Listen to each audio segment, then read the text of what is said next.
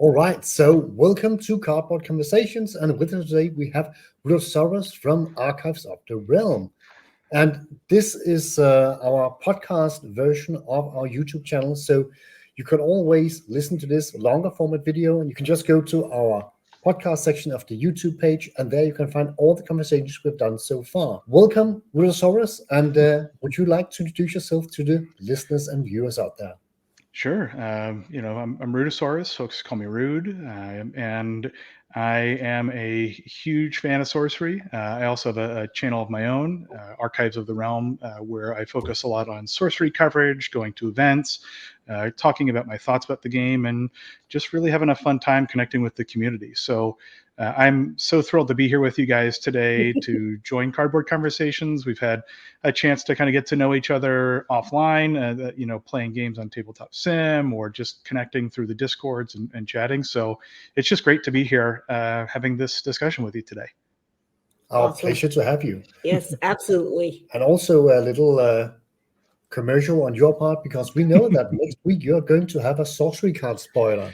Yes. Yeah, I'm super excited, and it has probably been one of the hardest things to not talk about. So Yeah. I can't wait to share the cards with the community, to talk a little bit about the art and the ways that the card can be used, and just excited to be part of the content creator community that's sharing our passion for the game and invited to do so by Arcturus. It's just a really fun experience. But I like it more than the typical spoiler seasons for other games, having so much interaction and involvement.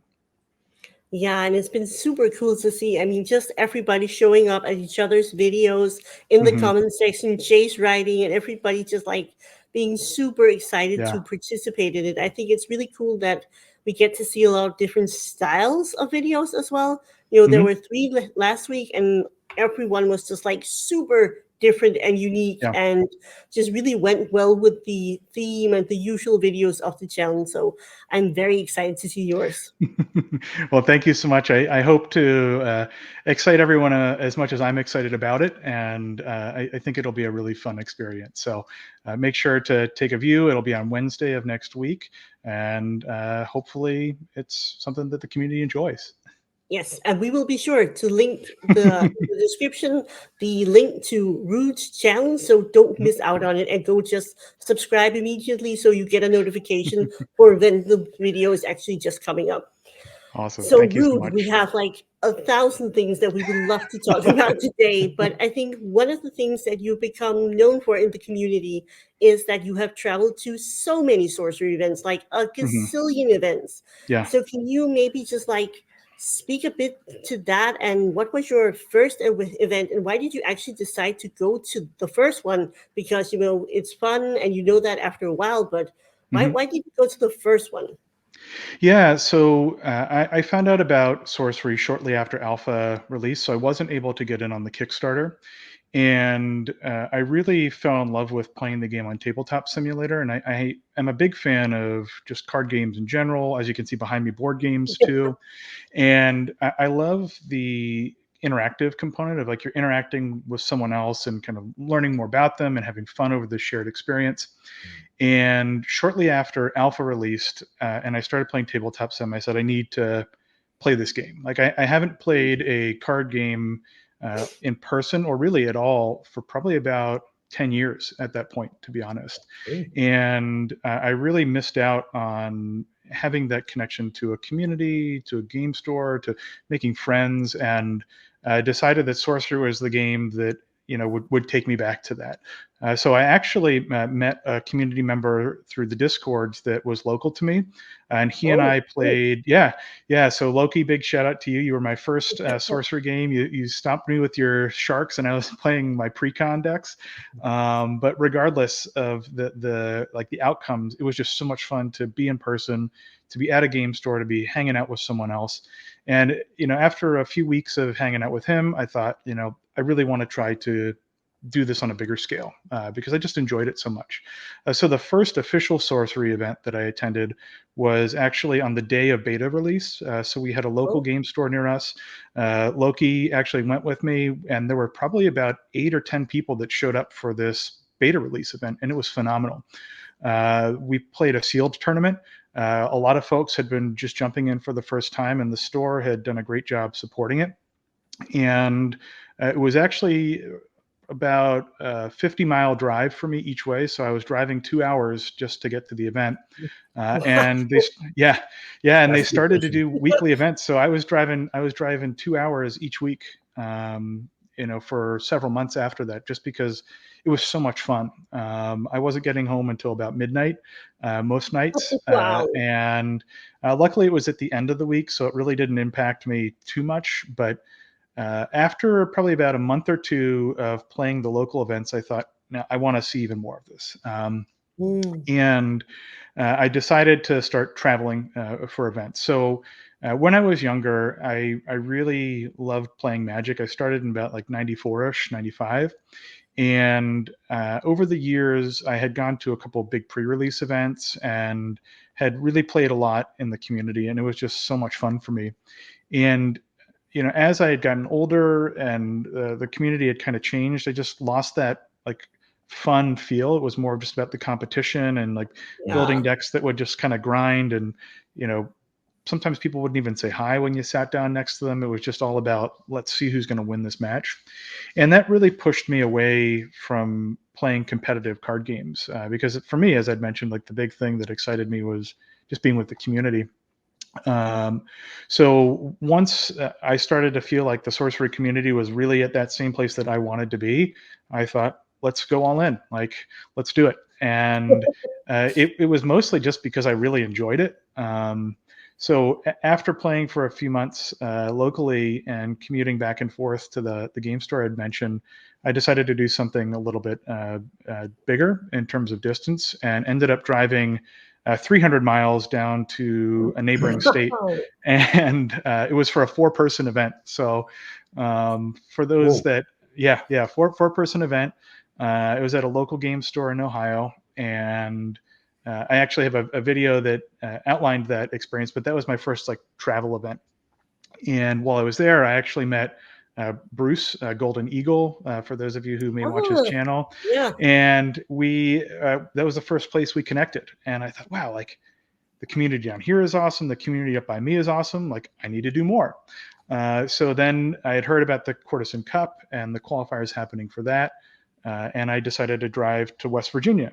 So it kind of just snowballed from there. Like every event I went to, I thought like, wow, this is phenomenal. I want to do another one.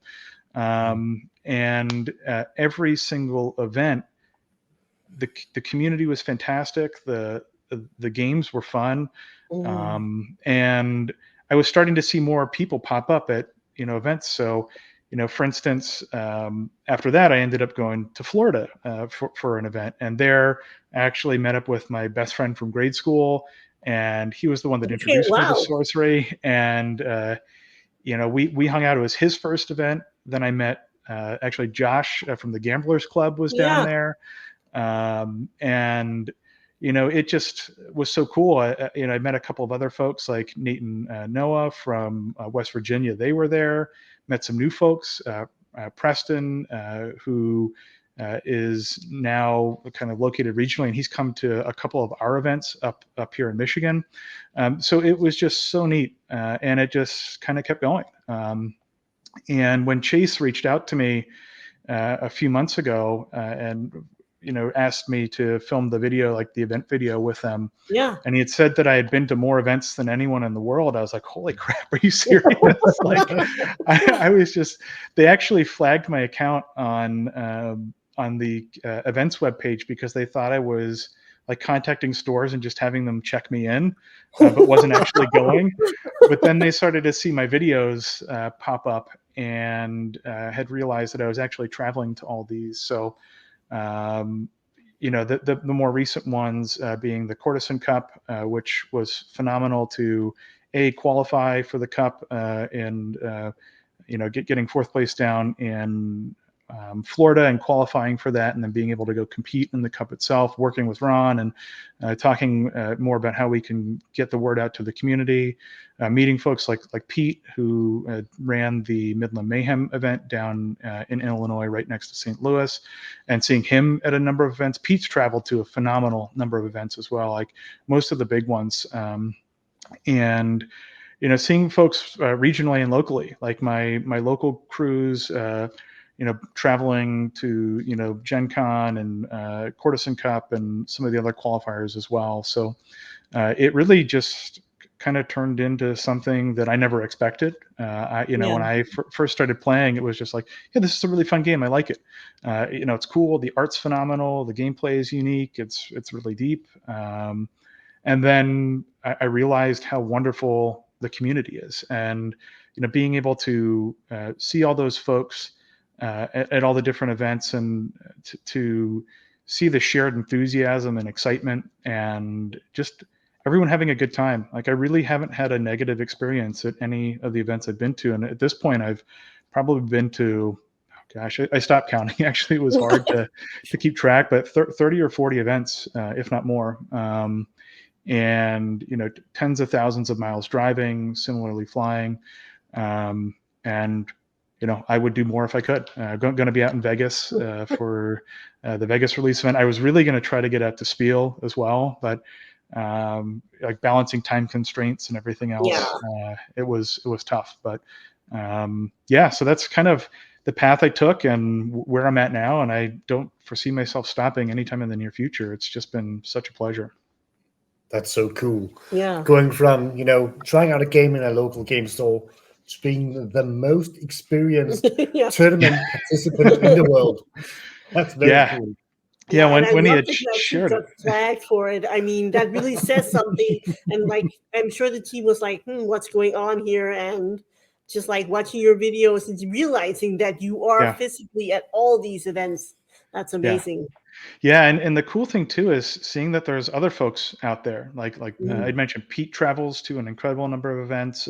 Bruce travels to a lot. I've seen Bruce at many. Josh from the Gamblers Club has been at a lot. Sure. TG, and there's many more. Shay, who I met down in in Illinois, and saw him out in Baltimore. Like Jack, and that's the cool thing too. Like, I can run through the list of folks that I've met and played games with, and like I could probably talk for 30 minutes just telling stories about how awesome each one of those people are. And I can't say that about any other gaming community I've been a part of. Yeah, exactly. And that also, kind of takes us to the next question on my list, because what do you think is it that makes sorcery so special? You mentioned that Magic the Gathering had sort of a too competitive vibe, but what do you think makes sorcery this special, that people like yourself are going to travel all over the world and the United States and meeting up and having actually friends? Yeah, it's a great question, and I think a pretty complex answer. I think, and I was talking to Simon about this at Gen Con. I think that sorcery, the game itself, is a phenomenally fun game. The way it is constructed, the mechanics that it utilizes, the attention to detail is phenomenal. So, to have a solid community, I think it needs to be set on a foundation of strength from the game itself. I think the game itself has a very strong foundation in that it's mechanically sound. It is clearly very intentionally designed. The art is phenomenal and engrossing. The utilization of language on the cards to describe the abilities is all really incredible. But I think the thing that really takes it to the next level actually is the top-down approach to cultivating the community that Eric Scuriosa has taken. The game itself is phenomenal, but they've also been very intentional at promoting community growth that's in line with the values of their company. So, instead of just pumping out as many cards as they could and selling as many boxes as possible, they've been very intentional to allow the game to grow organically. And I think that allows players that are really interested in what the game is focused on, which is connecting and community building, not just the gameplay itself. to self-select in a sense. And I think that the other thing that they've done, in addition to allowing the game to kind of grow organically and not really focused on an overly marketing-based approach to getting people into the game, is that the events themselves reward players in multiple ways, but not necessarily financially for the most part. The awards at the events are usually like custom art pieces, pieces of sorcery history, custom things for the game, like really cool special dice or counters, trackers. Pete did an awesome playmat down at the Midland Mayhem event where Jeff Menges was actually on site and allowed them to make a Rebel playmat. So I think that that's probably what makes the experience so unique compared to other games, is that it's not solely focused on just kind of being the best. And I think it's that the players that are playing the game, similar to myself, one of my mottos is create your own win condition. Like there's no game that you can win 100% of the time. Like it is impossible. But what you can do is go into each game with the mindset of like, if you have fun, if you connect with somebody, if you make a new friend, if you pull off that crazy combo that you had designed for your deck, then you're winning, right? Like, so I think it's a combination of all those things, as well as people in a certain age group and demographic that are really affected by the nostalgia of the game. It brings back a lot of memories from a time where life was simpler and the games that they had loved hadn't changed so much.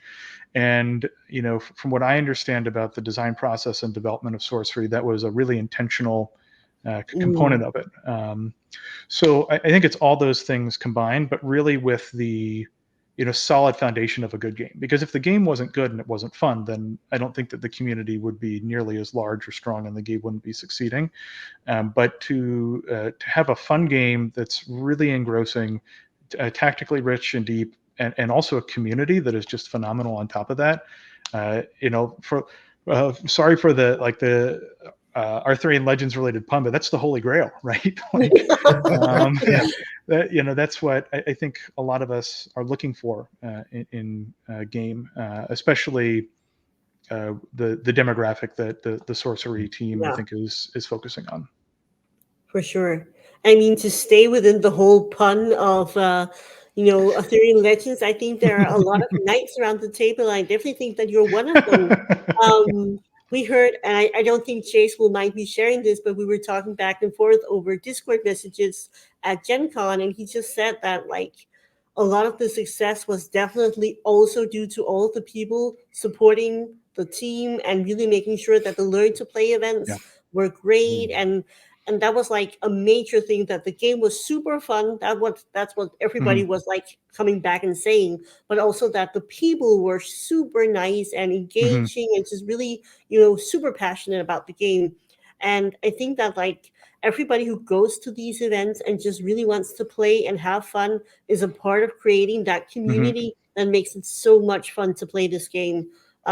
I was also like completely taken aback of how much fun I had with the first event that we helped create in Germany. It was just like people were just like genuinely super excited to be there in person, meet up, play some games, have some fun. And I mean, that's just like, it makes it really easy to create some nice events because everybody is just like so in tune with just having a nice time with the community.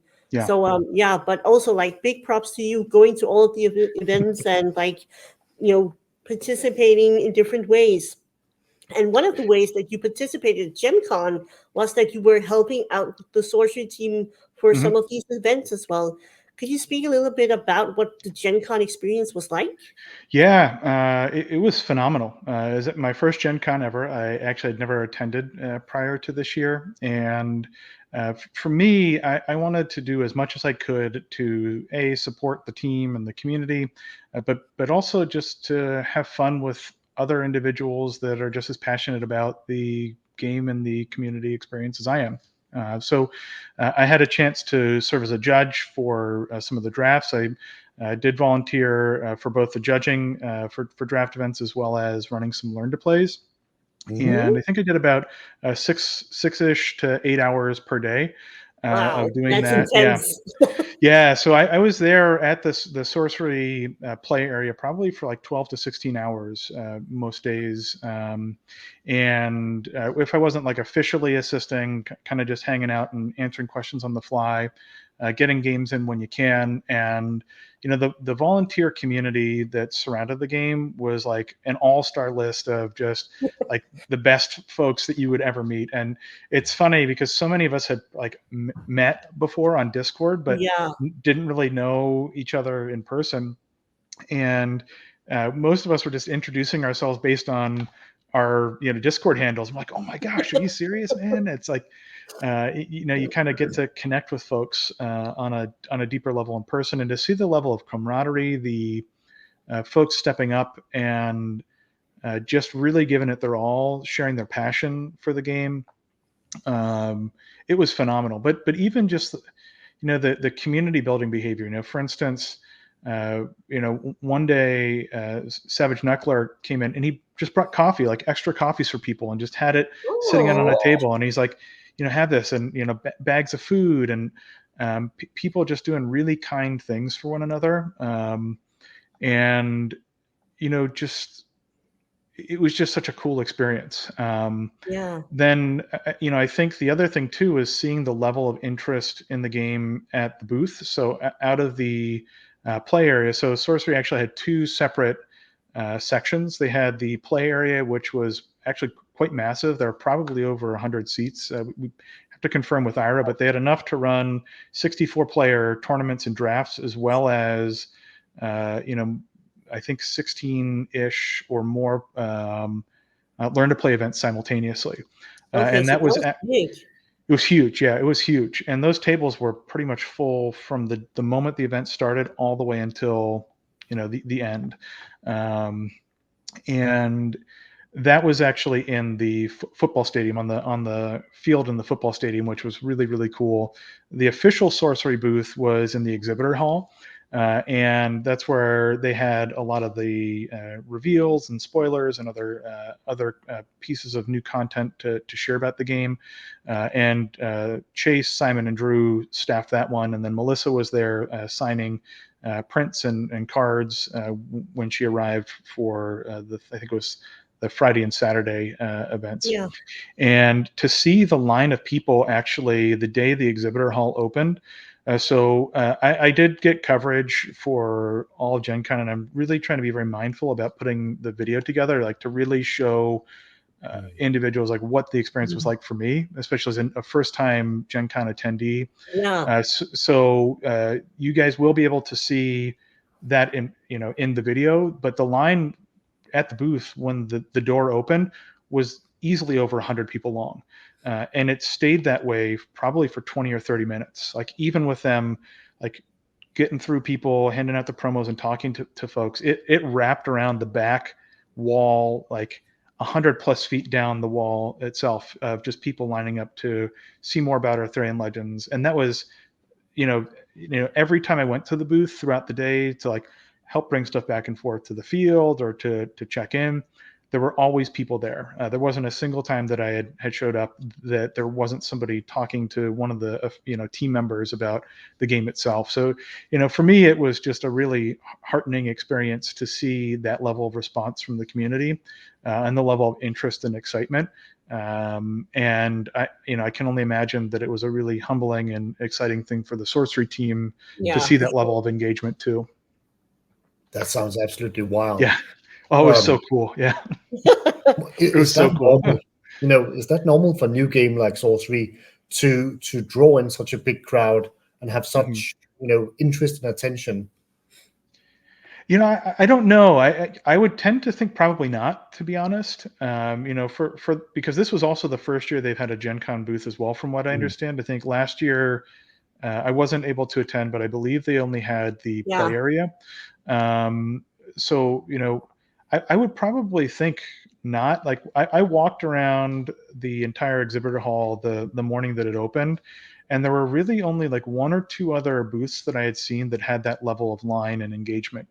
So I and to know that it means that people looked in advance to know where the booth was and intentionally went there first. So out of the entire exhibitor hall, the hundreds, if not thousands of people that were there to share their products and their games, that group of people specifically looked in advance where the sorcery booth was going to be at and sought it out and went there, which to me, it shows a level of dedication and interest that I think is pretty substantial. Because people knew about it in advance. It wasn't I don't think there were a lot of folks that just kind of, at least at the beginning, stumbled upon it and were like, oh, look at this gigantic line. I'm just going to stand in this for 30 minutes. Like, so it was right. Yeah, you're right. Like, oh, there's a line. I should probably queue on it. What are we queuing for? I don't know. I don't know. Seems cool. Yeah, but it got so busy actually that Drew had to go down the line with the promos and hand them out to people in the line itself. Wow. Because the line was getting so long that they were, I think, concerned that they were going to get, contacted by Gen Con about like line management because there were so many people waiting. So it was really, really cool. And I think that it's another testament to it as well. Not only were people lining up for the promos, but they were lining up to talk about the game and to see the new Arthurian Legends release information. So, it wasn't just like a conveyor about like, here's your promo, and then people just walk away immediately. It was like, let me talk to the team and understand a little bit more about, where the game's headed. So that sounds really awesome. Do you have like a favorite moment from Gen Con, like a player moment or like talking to the team, whatever? You have like a favorite thing? Yeah, so it's interesting. I tend to think that the whole experience itself was just phenomenal. The level of kindness that everyone showed each other, I think overall would probably be like the big like favorite thing for me. But in terms of like discrete moments, one of the things that was pretty profound for me. I've been to so many events, and the funny thing is, like, I'm going to the events not because I'm a competitive person and I just want to be the best and I want to win. I'm going just because I really love the community and I love engaging with folks. And almost every event I go to, like, I build my own deck and I have like a homebrew deck that's just like based on me. And I ended up actually placing fourth out of the entire 64 person tournament. And wow, that's massive. Yeah. And like, I'm just getting goosebumps just thinking about it now. And I think for me too, the other phenomenal part of that experience, so it was a 6-round tournament, 64 players. Every single opponent, with the exception of one individual, I had actually met and played at a different event. And it just, that's so cool. Yeah, it was so phenomenally fun to be at, probably one of the most competitive events of the year. The Courtesan Cup also being an incredibly competitive event, and slightly larger in terms of the player count than Gen Con. But what was really special about this one is I ended up getting fourth place, which for me was just phenomenal. But it was with a deck that I made. Like, it just came from me. Like, I kind of made something different and new that nobody had really seen a lot of before, and it just was a really humbling experience to like be able to do that, to play games against people that I'd met at other events, and to be in a position that was really validating, like, you did a good job. And that was probably it for me. And I immediately afterwards, I don't know if you guys have had a chance to interact with Paparazzi before. He did a lot of the AV stuff for all that. Like, he was behind me, and I immediately stood up and like gave him a huge hug, and like almost started crying. And he's like, "Dude, we need to record this." So he grabbed my camera and recorded some in the moment reflections about the experience. Wow, but cool. you're sitting in this arena essentially with all of the favorite people that you've met throughout all these events around you, and just to see the level of excitement and engagement from everyone. Like, I didn't get first place, that's okay, right? But I did pretty well, and I had an incredibly fun time doing it with something that I made out of my own mind, right? So I would say that was probably the like the big one for me in terms of like memorable discrete moments. And it's really one of the final really big beta tournaments out Yeah, there. for sure. Like once Legends comes out, and even now people are brewing decks with the cards that we're seeing. Like you can never go back to that, right? Like you can never go back to just alpha and beta because everything moving forward is going to be influencing that. Like sure, you would be able to play. I'm sure there'll be like a vintage format for Sorcery in the future when people want to go back to play it, but to like do so well at the like one of the final, if not the final biggest beta tournaments, like it was just a really incredible experience. Yeah, I could imagine. And I mean, it must also mean seeing something extra special having like all these people that Yeah. you've seen in person, played with everybody. And Yeah. I imagine everyone like excited for you. And Yeah. yeah, it sounds like a really like a beautiful experience, actually. Yeah. It was incredible. It really was. And you know, I can't wait to see how future events unfold because it's only going to get better from here, I think. For sure. Absolutely. Mm-hmm. All right. So a lot of new players met up at Gen Con, and a lot of new players got into Sorcery, and a lot of new players are hopefully going to participate in tournaments. And you are our tournament expert.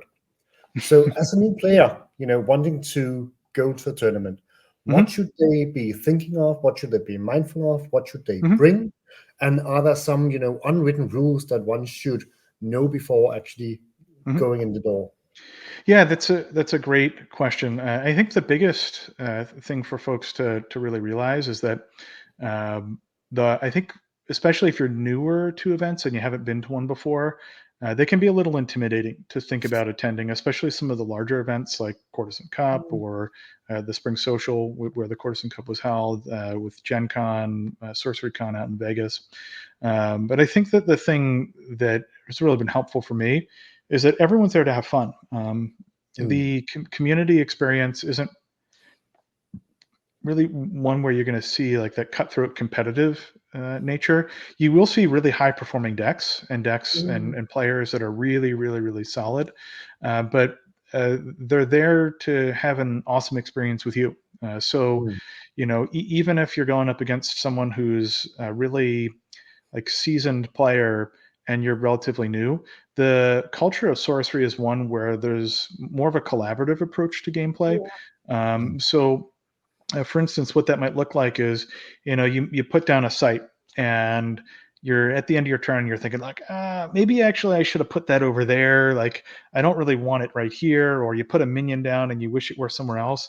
Like every single time, unless you've gained new information from that move, you can just shift it over. And even players that are incredibly seasoned and have been in a lot of events and played quite a bit, almost every single time it's be like, yeah, sure, go for it, like move it on over or change the site your minions on.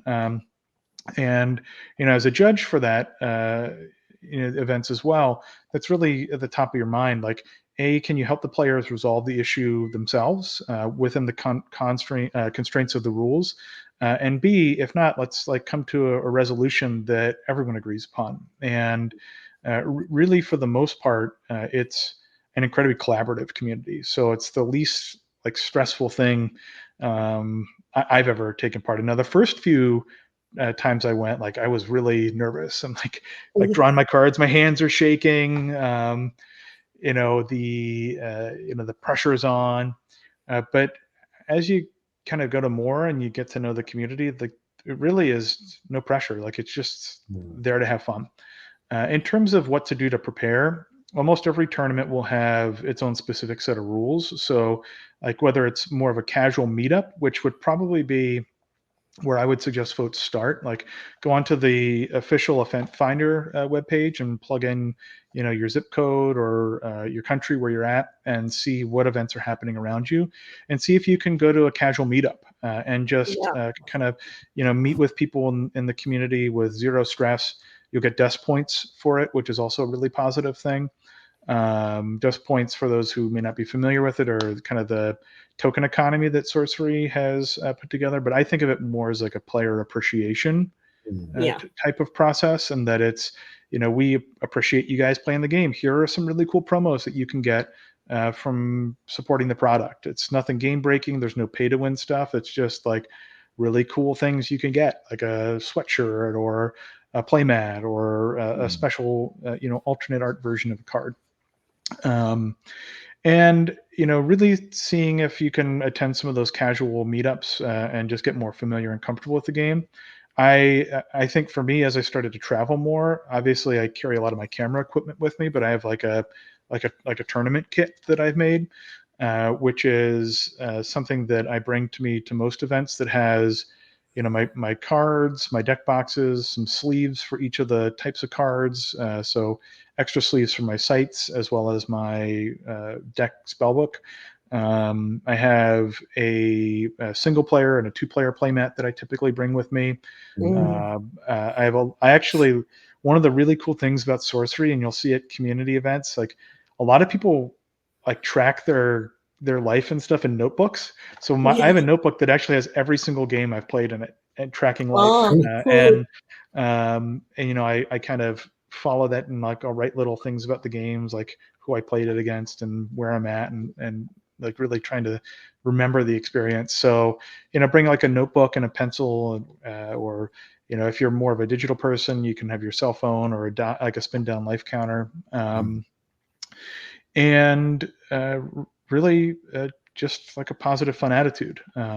For the longer events, I'll also bring a bottle of water or another drink with me, and I'll carry like a candy bar, or at Gen Con, I actually had 2 sandwiches in my bag every day.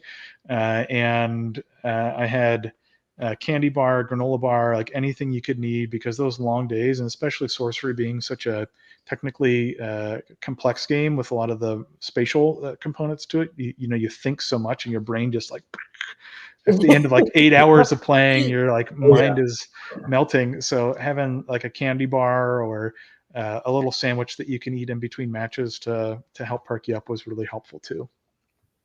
Yeah, just like a little blood sugar lifesaver there. Mm-hmm. Yeah, I did not super well, but I did the judging for our event, and I also felt like my brain was fried after just a couple of rounds already. I was just like, wow, okay.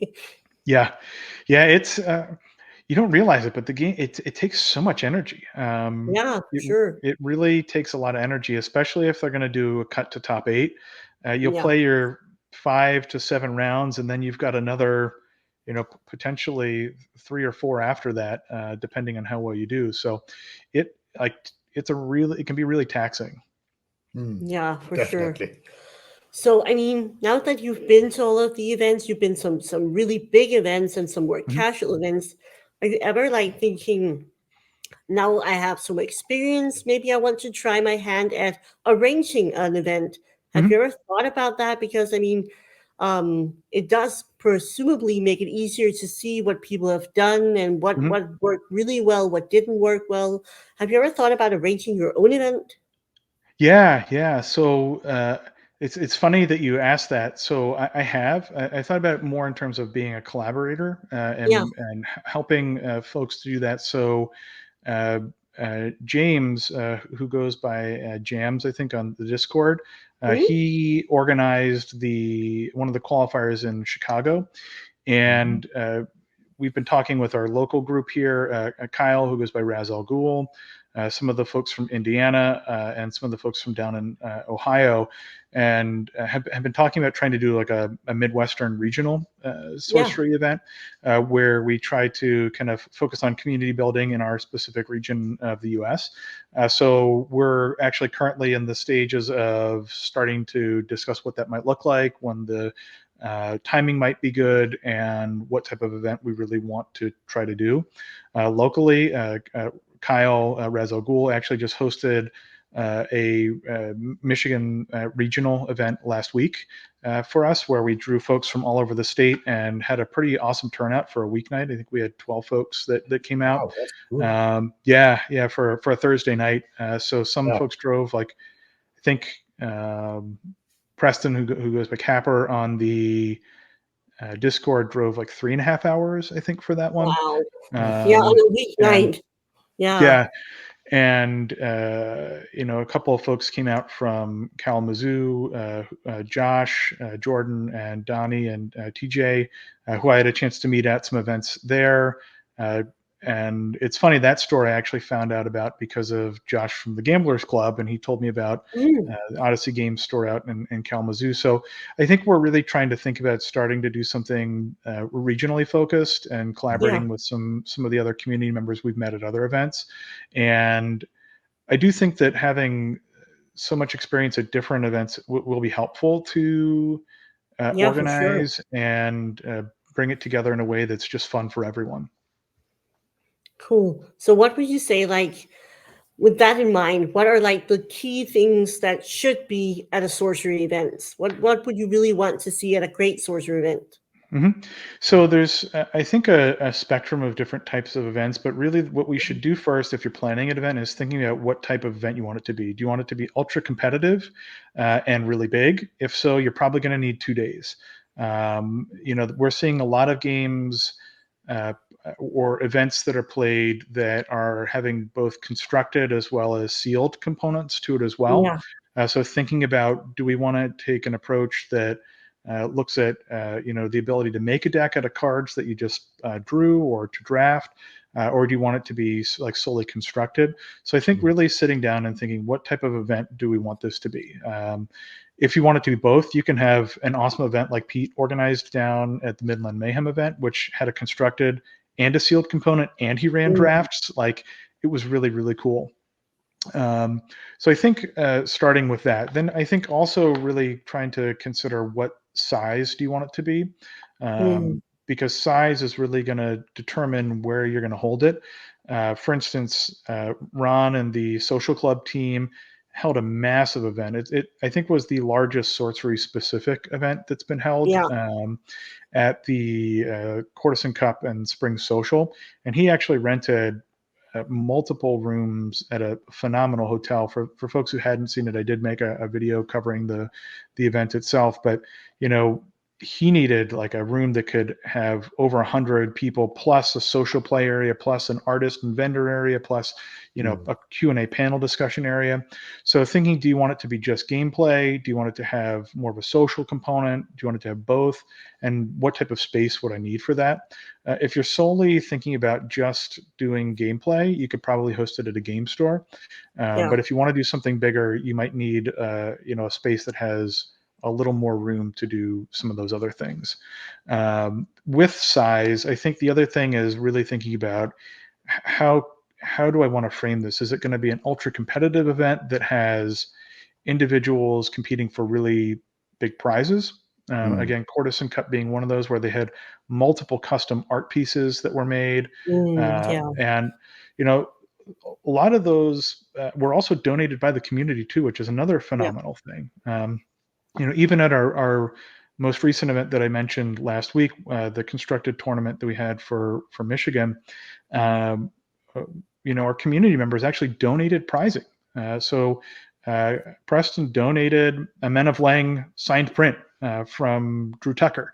And a couple of folks donated other components to the prize pool. So I think prizing really, in some ways, will determine how big your event is. With more exclusive and bigger prizing, you're going to pull in more people. With less prizing, you'll probably have a smaller pool, but people that are more dedicated to your area or your community. So I think, based on that, you'll see a different range of response. And also thinking about, because it does cost money to run events, like, what type of funding streams are you going to need? Are you going to try to get sponsored by a game store or another game company? Can you get a content creator like either yourself or myself to promote that?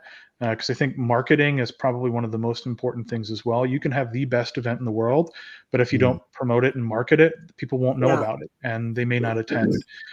So really considering all those things, and ultimately lining up with what your group wants to do too, right? Like, for us last week, we wanted to have a really awesome regionally focused event.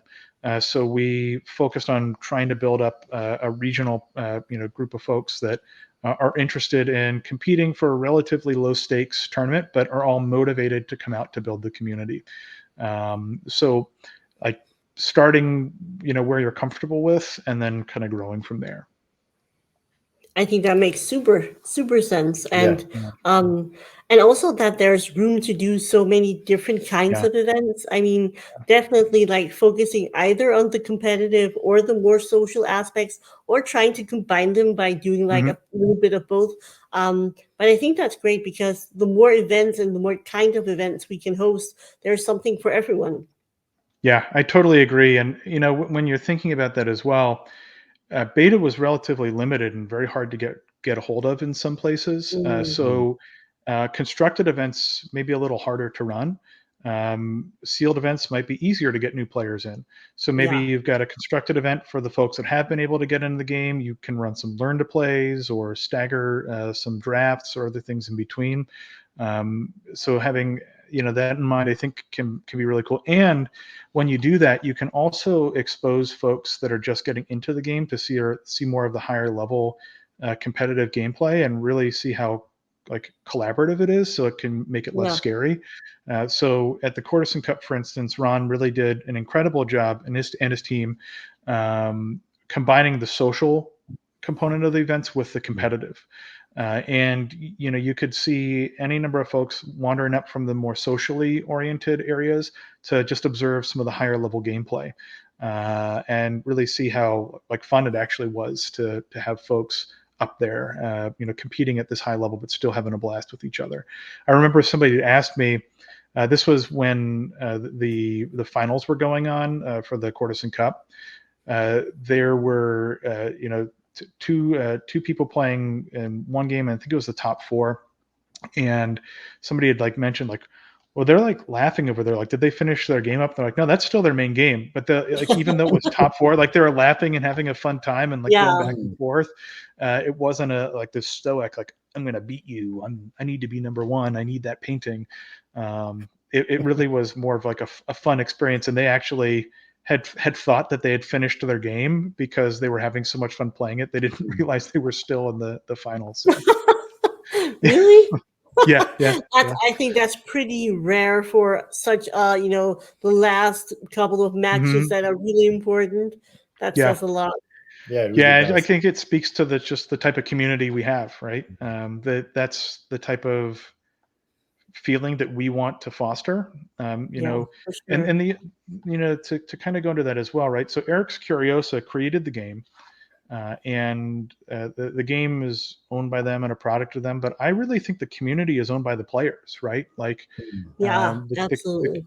the community itself is kind of owned by the players and driven by the players, and obviously guided by the culture and mission and values of the company that is producing the game. But really, the community itself is something that organically grows, and I think that we've done a really great job at setting an example for everyone else. So the folks that have been at more events or have been more involved in kind of growing the community have really intentionally tried to make it an open and an accepting and a really fun environment. And it's cool to see, as someone who's been to so many events across the country, that it's not just like one place doing it, it's everywhere. All these events are organized by different people, but it's still the same feeling.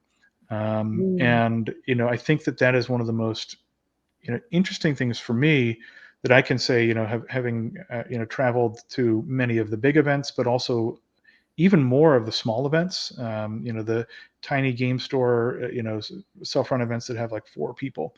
The feeling is the same everywhere, and it's phenomenal. That's amazing. Yeah, Yeah, that's absolutely amazing. It's also cool, Joe, to know, just watching all those live streams, watching the yeah, games, listening to the players, just having a good time, and yeah. sometimes seeing cool guys like you waving out to the cameras with pizza. Yeah. I know, it's funny. Somebody walked up to me at Gen Con and like, I loved your pizza cameo, man. I was like, oh my gosh, like you're actually watching. Like I was like, and that pizza, by the way, like again, incredible community members, like too fluent, like bought pizza for everyone at the cup. Like he Wow. ordered like, I don't even know, maybe he could probably correct me in the comments below, but probably like 40 pizzas or something. And like he ordered for everyone, from what I understand. That's what I'd been told. Fantastic. And yeah, and he did the same thing at the Mystic Forge qualifier down in Florida. He just kind of showed up and there was pizza that he had brought for the community. And I think it's that level of kind of selflessness that really makes it special. So I wanted to showcase his gift of pizza. So, but amazing. made an impact. I imagine at that point. So, so hopefully we're going to see some events also with Arthurian Legends, and spoiler season is pretty strong right now, and a lot of interesting cards are being spoiled. So what is your event tournament brain doing with these cards spoiled so far? What do you think of the set, and are there some cards you would like to highlight as being really good? Yeah, I think Elementalist is going to see a huge uptick in play, and I'm predicting right now that we're going to see a lot more decks. Initially, probably, but maybe less so as the set continues to move forward. I think the multi-threshold cards are really, really exciting. I love the ability now, because I run almost exclusively tricolor decks. Almost all of my decks, I have 3 elements, with water usually being the main focus. That's the other fun thing. Like I placed 4th at Gen Con, and like water was one of my primary elements. And I think that I'm excited to see how when I look at the cards, I interpret them through the lens of how is this going to work with the cards we already know about, and how is it going to potentially interact with cards in the future that we're going to see. So what I'm seeing is a huge increase in the small amount that have been spoiled so far in control-based cards, and I love that because that to me feels like a very water-centric mechanic, which I think that water probably is one of the less strong and less competitive elements in beta and alpha.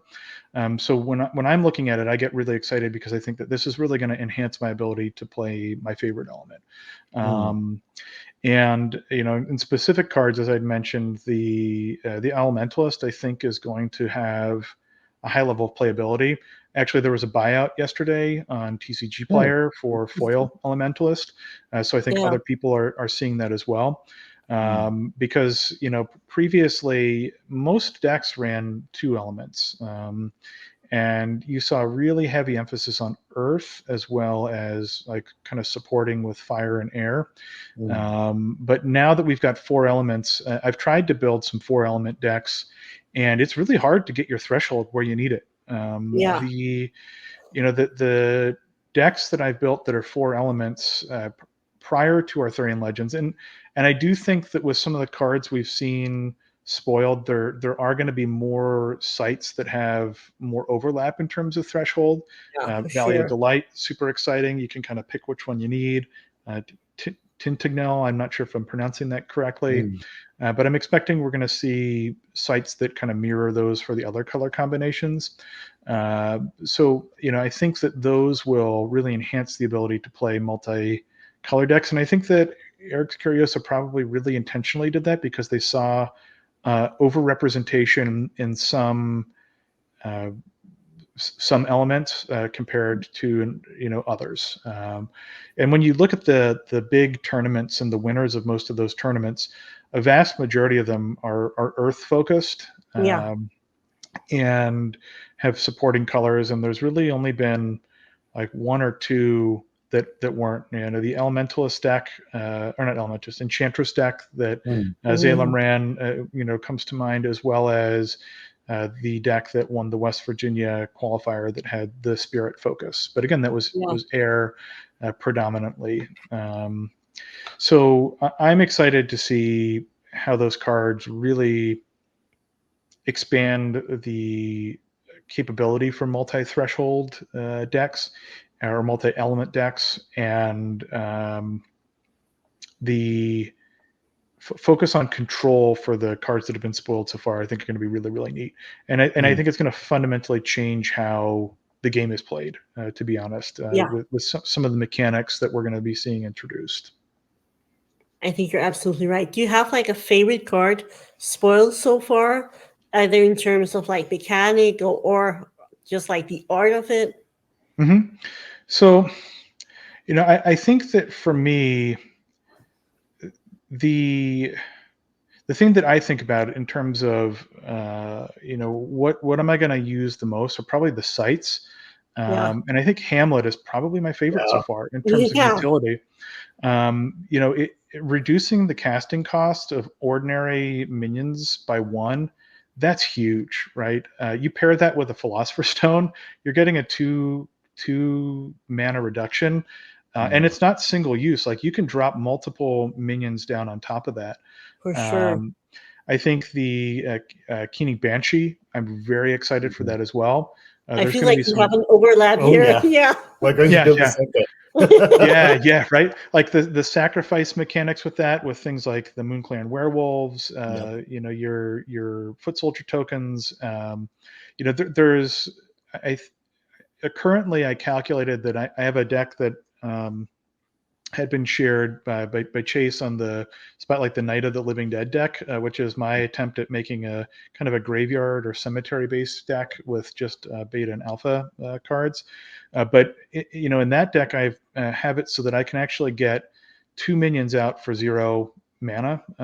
So if there's a Scourge zombie that's sitting in my graveyard or cemetery, I can sack the Foot Soldier token for a Moonclan werewolf and then bring the Scourge zombie back. So you get two mana or 2 minions, 5 total power for 0 cost. And I think the Banshee is really going to work really well, and I love the art for it too. Being able to see it in person at the social was phenomenal. Alan's just an incredible guy as well, and being able to see the mechanics a little bit later that day, I think it's going to be a phenomenal card to play. I think so too. Yeah. We're building the same deck. Yeah, I'm we're really super going like excited. you must be able to abuse some of those graveyard Mhm. shenanigans and sacrifice mechanics. Maybe Yeah. use miracle workers or crown prince to have even more fun. I was totally agreeing with you. Yeah, you can sack the Crown Prince, and essentially bring it back, or if it's not, you can miracle. Yeah, same exact thought process. So I can't wait to see what other cards they have that are in a similar theme, because I do think that it's a mechanic that really has been underutilized in alpha and beta. There's really only a couple of cards that do interact with the cemetery, Raised Yeah. Dead being one, which is really limited in its utility unless you've got a Cathera mechanism out. But also seeing the miracle workers, the zombies, both Scourge and the Bone Rabble. I think that this set's going to have a lot more in store. Yeah, and also And if not this you one, the next mentioned one. the Elementalist. Mm-hmm. I also think that this might also in together with Hamlet might actually show us some of those one cast 2 power minions Mm-hmm. being good cards suddenly. Yeah. Because you might be able just to ramp off and have a lot of power very Mm-hmm. early on. Yeah, I agree. I'm excited to see how that works. And with Elementalist, it'll give you more of a capability to run the non-threshold granting sites. So more of those neutral sites that really have a great support effect, but don't really build towards your threshold requirements. Obviously the downside of Elementalist is not having an active ability that you can use. Yeah. But I think that, being able to build out more of your sites and have more utility there, maybe that I've already started to think like Elementalist plus 4 cores, and getting double threshold and then making a deck that uses almost exclusively neutral sites and seeing how that works out. It would be pretty fun. The other is the witch, I believe, that was spoiled as well, the new avatar. Man, so cool. I That really is really one like that. spicy card, and I mean, I Yeah. love the flavor of it. It fits Yeah. like the whole entire set theme, but it's also Yeah. just a really powerful card. I mean, I wouldn't be Yeah. surprised if it's a unique avatar actually, because it Yeah. seems super powerful. I would agree with you. It has so much utility, and Yeah. I think it again shows their intentional design in terms of creating cards that will interact with previous sets, and you can really look at that and think, okay, this is targeting a couple of specific avatars from Alpha and Beta. Bye Battle Mage. Exactly. Yep, Battle Mage, Avatar of Earth, another one, which I can imagine because I know that they've really worked to build these sets many years in advance. So although we're just seeing it now, they've been probably working on Arthurian Legends for 4 or 5 years, maybe 3. Yeah. But I know that Avatar of Earth initially was a huge powerhouse, and I wouldn't be surprised if Avatar of Earth was another key card being targeted by that ability. Yeah, for sure. Trying to shut down some of those powerhouses that are playing, far and wide. Mm-hmm. And also, was it that Sir Galahad or Sir Percival? Can't remember. But one of the nights is also going to be a big shutdown for spirits, which makes me sad. Yeah, and you compare that with the Syrian Templar, which I think would be pretty cool. And I'm excited to see more theme decks become possible as well. Yeah, I for think sure. that we'll definitely see a lot of mortals. I think we're going to see more undead-based cards, spirits and demons. Fairies undead. probably also. Fairies, yeah, especially with Sealy Court. Going to be a thing. Yeah, and I'm just really excited to see how that's going to make thematically focused decks a little more viable. Because really with Alpha and Beta, mortal theme is pretty much like the biggest cohesive theme. There are some decks out there that can run spirits and have a spirit theme deck, but for the most part, I think that in terms of cohesion, the mortal theme is really the big one that I feel fits with Alpha and Beta. So I can't wait to see how that expands moving forward. Yeah, I absolutely agree. I think we tend both to dip into playing typal decks, and having those different keywords and typals open up it just feels really nice. I'm loving the whole fairy thing. I'm really hoping that it's going to be possible to build that out and maybe even doing a viable entire deck around that, hopefully. Yeah, I think there will. I think the Sealy Court for me reinforces that's going to be a possibility. Having a card specifically related to that makes me feel like there's going to be a lot more fairies out there. Yeah, for sure. So this has been absolutely awesome. And we have one final question. Sure, yeah.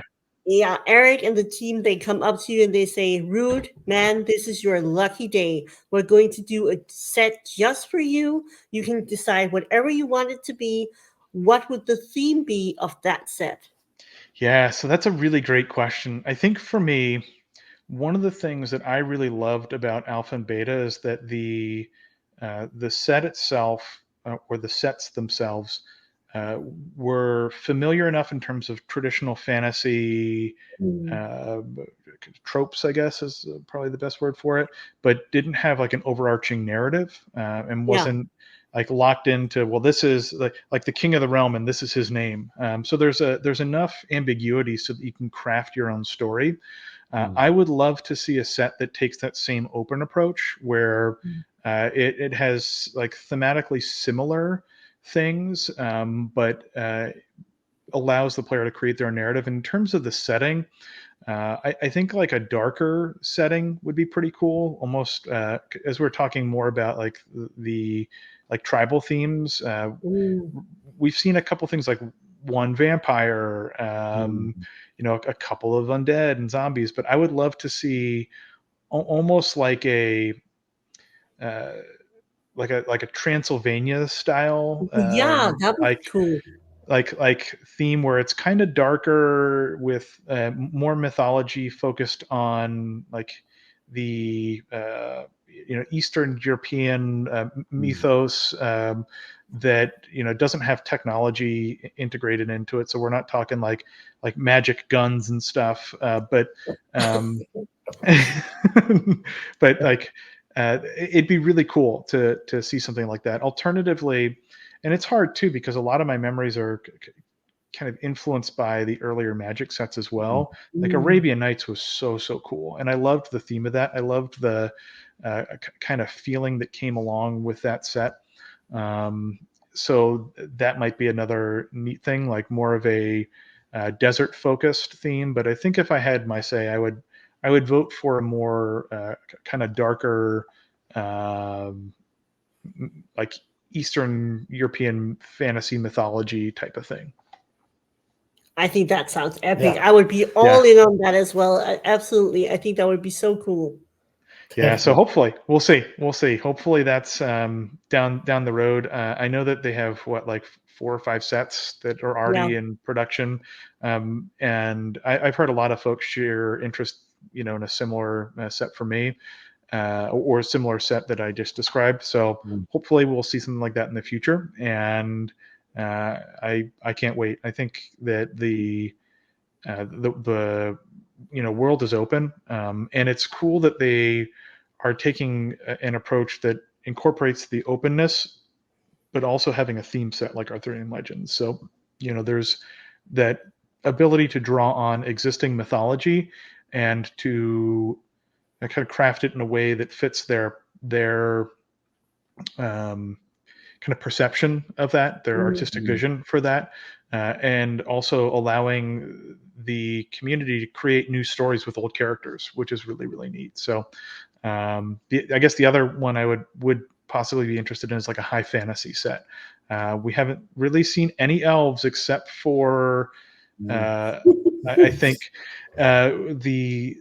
the was it yokai kappas, and hidden art, the elves that were like skeletons in the pool behind the text box on the foil. So I wouldn't mind like a really like traditional high fantasy setting with goblins and orcs, and maybe we'll see some of that with Arthurian Legends. I'm not sure, but that would be another really cool one. Yeah, absolutely. Indeed. Was that a little slip of the tongue about the card reveal coming this Wednesday? Man, I wish. No, I've been very mindful to not share anything. There were a couple moments during our conversation where there was an opportunity to share a little more detail about it, but I think that leaving it up to you to kind of imagine what it's going to be is going to be fun. All I can say is that I'm incredibly excited to be able to share the card and to talk a little bit about how some of these unique mechanics are going to fundamentally change the gameplay of sorcery. So it's going to be cool. Oh, we're excited. Exactly. Super high. We look really much forward to see it, and it's very well deserved. You do a lot. You're a paragon of the community. You do excellent content, and it's just very well deserved, and we look really much forward to seeing it. Oh, thank you so much. All of you out there, remember, go to Archives of the Realm. Yes, this Wednesday there's going to be a card reveal. Don't miss out, and also subscribe to the channel. Yes. Oh, thank you so much. Well, it's an honor and a pleasure to be here with you today. Thank you for sharing your passion for the game and the community with me, and supporting my decision to kind of put myself out there as well. It's been a really exciting ride so far. What started out for me is just kind of a hobby to talk about some cards that I really, really liked, and turning into something. Yeah, right. Yeah, you guys are, I think, a perfect example of that. But really being able to share the passion and to make the world a better place for other folks while having fun doing it too is really just an incredible honor. So thanks for having me here, for talking more about some of our favorite shared things, cardboard. It was a wonderful conversation. Thank you so much. And thank you to all of you listening or watching this video right now. If you want to help us out a bit, please do smash the like button and consider becoming a subscriber. We do a lot of sorcery content, and we are always ready to talk about cardboard. We love talking about it. So do leave a comment down below in the comment section if you have any questions or just comments for this video. Indeed. Thank you for joining us this evening, or whatever time it is for you, Ruth. Yeah. It's been an absolute blast. I look forward to see what you conjure up in the coming deck buildings, and I look forward to meeting you on TTS. I totally agree. It's going to be a blast, and I hope you have a wonderful rest of your evening as well. And